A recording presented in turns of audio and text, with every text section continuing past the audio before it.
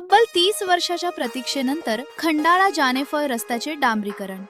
गेल्या 30 वर्षापासून रस्त्याची अक्षरशः झाली होती चाळणी।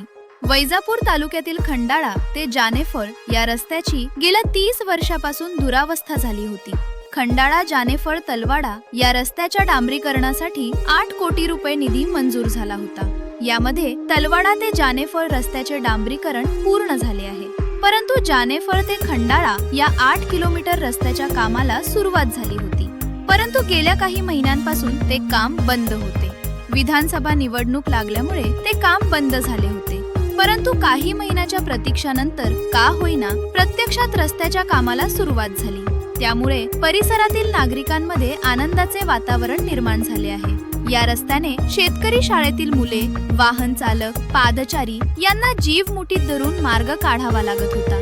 बँकेचे कामे व मुख्य बाजारपेठ खंडाळा व वैजापूर असल्यामुळे या रस्त्याने दररोज 10 ते 12 खेड्यातील नागरिकांना कामासाठी गेल्या 30 वर्षापासून मोठी कसरत करावी लागत होती।